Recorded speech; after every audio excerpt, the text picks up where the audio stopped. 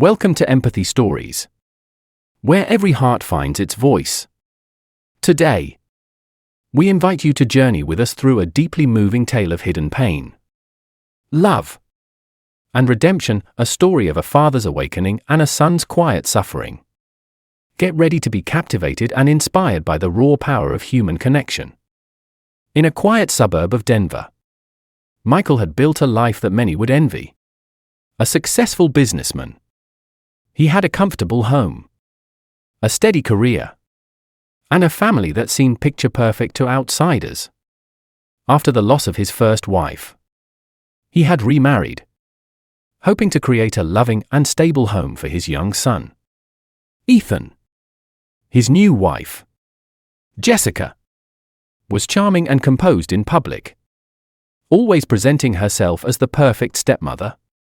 But behind closed doors, a much darker reality unfolded, one that Ethan endured in silence. Ethan was a bright, gentle boy who had once filled the house with laughter. But after Jessica entered their lives, something changed. At first, it was subtle, an occasional harsh tone, a dismissive glance, but over time, her resentment grew sharper. She saw Ethan not as a child who needed love but as an unwanted reminder of Michael's past. When Michael was home, she kept her disdain hidden. But the moment he left for business trips, her true nature surfaced. She found ways to make Ethan's life unbearable, punishing him over trivial matters. If he accidentally spilled a drink, she would scold him for being careless. If he spoke too loudly, she would snap at him for being disruptive. The punishments escalated, chores beyond his capability, meals skipped as discipline, and words laced with cruelty. "You're nothing but a burden," she told him one evening, her eyes cold. "Your father would be happier without you." Ethan, too afraid to argue, absorbed every insult. He stopped speaking unless spoken to. His once curious eyes now clouded with quiet sadness. He dreaded the sound of Michael's suitcase rolling down the hall, knowing it meant days, sometimes weeks, of facing Jessica alone. He longed to tell his father, but every time he opened his mouth to speak, fear gripped him. What if his father didn't believe him? What if telling the truth only made things worse? So he kept quiet. But Michael was not blind. Though he was often away, he noticed the changes in his son. Ethan had grown quieter, his usual enthusiasm replaced with hesitation. He avoided eye contact, flinched at sudden movements, and no longer spoke of school or friends.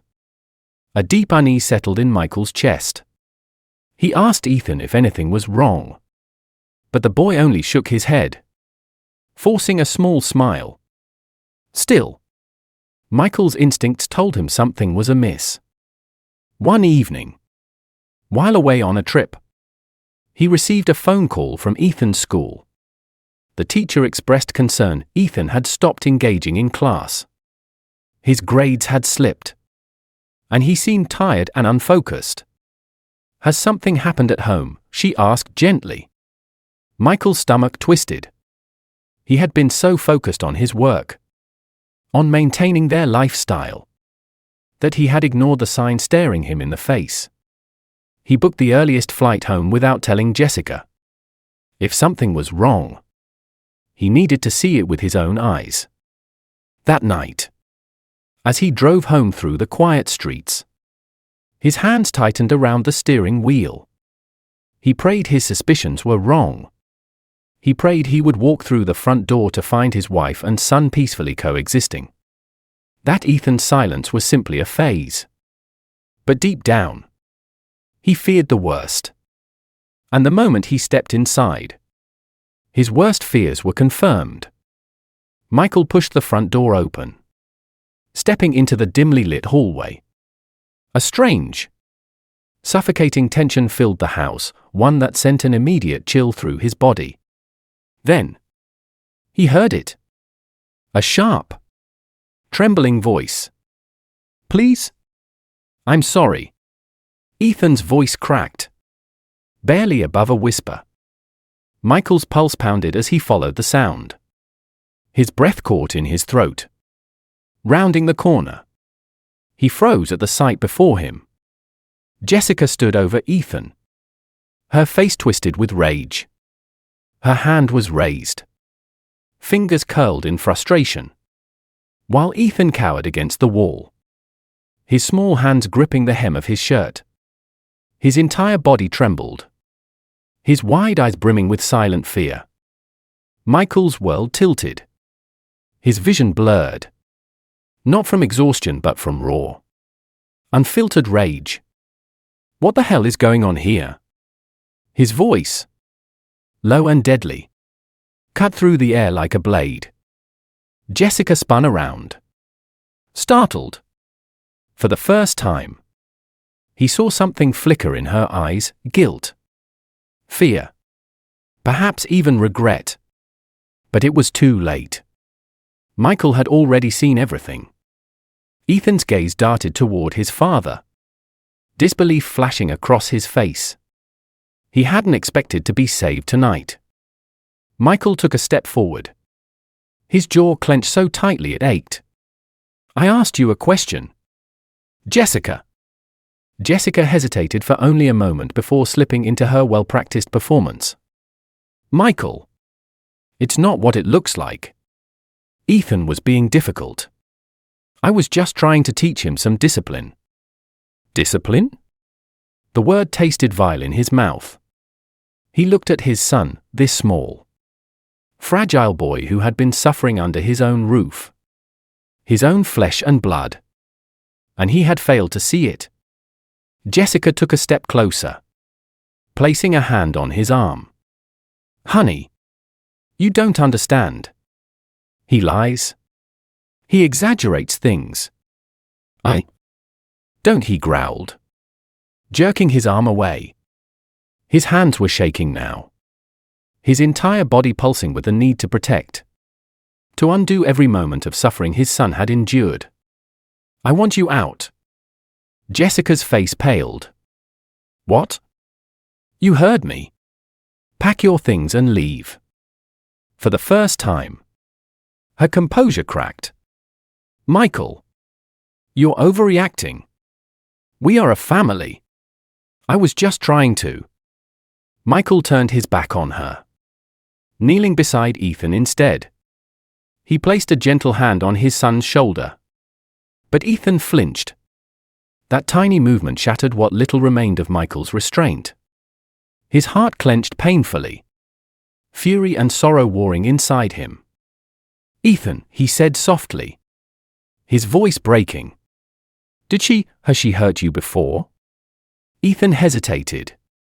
He looked at his father, searching for something: assurance, safety, a promise that this time, telling the truth wouldn't make things worse. Slowly, he nodded. Michael inhaled sharply. He had failed him. His own son, his boy, had suffered alone for so long, too afraid to speak out. Jessica took a step back, suddenly realizing that no amount of excuses would save her now. Michael, let's talk about this. Please. There is nothing to talk about, he said coldly, standing up and meeting her eyes with a look of finality. Get out. Jessica knew then that she had lost. She let out a bitter laugh, shaking her head. You'll regret this. Michael didn't flinch. He didn't waver. Not as much as I regret ever trusting you. Jessica's expression hardened, but she said nothing more. Without another word, she turned and walked away. The sound of a suitcase being dragged across the floor echoed through the house. Then the door slammed shut. Michael let out a long, shaky breath before turning back to his son. Ethan still stood frozen, as if unsure whether this was truly over. Michael knelt again, this time pulling Ethan into his arms. At first, the boy remained stiff, his small body tense with years of fear. But then, slowly, he melted into his father's embrace. For the first time in years, he felt safe. After Jessica's departure, an unfamiliar calm settled over the house, a stillness that was both comforting and bittersweet. The echo of the slammed door lingered in every room, a stark reminder of the night's events. For Michael, the silence that followed was not empty, it was filled with the weight of regret for the years he'd been blind to his son's suffering, and the promise of healing that he was determined to keep. Ethan wandered through the halls like a ghost of his former self, each step cautious, as if afraid that even the slightest movement might shatter his newfound safety. Michael watched him from the doorway of his old bedroom, a deep ache piercing his heart. He realized that while the physical presence of the tormentor was gone, the scars, both seen and unseen, remained. His son's hesitant glances, the way his small hands trembled when he reached out for comfort, spoke of trauma that would take time to mend. Determined to rebuild what had been broken, Michael set about transforming their home into a sanctuary of healing. He began with the simple acts of daily life, making Ethan's favorite breakfast, sitting with him to listen to the quiet murmur of his thoughts, and taking long walks in the nearby park where the crisp air seemed to whisper promises of renewal. With every shared smile and gentle word, Michael sought to replace the memories of fear with moments of warmth and love. There were days when Michael's own heart ached with guilt, days when he replayed the phone call from Ethan's teacher, the silent warnings in his son's eyes, and the sound of his own voice demanding Jessica leave. Those memories, heavy as they were, fueled his resolve to never again let his work or distractions blind him to the needs of his family. In the quiet aftermath, he found clarity. He had learned a painful lesson: true success was not measured by career milestones or material comfort, but by the strength and safety of the bonds that tied him to his son. Michael began to seek professional help, both for himself and for Ethan. He attended therapy sessions where he could voice the raw mix of regret, anger, and hope that churned inside him. In the safe space of a counselor's office, he learned that forgiveness and healing were intertwined, and that while he could not erase the past, he could shape a future defined by empathy, care, and unwavering protection. Slowly, he saw Ethan's walls begin to crumble as the boy tentatively shared fragments of his hidden pain. With each revelation, Michael felt the sting of his earlier obliviousness, but also the steady, hopeful pulse of redemption. As the days turned into weeks, the bond between father and son grew stronger.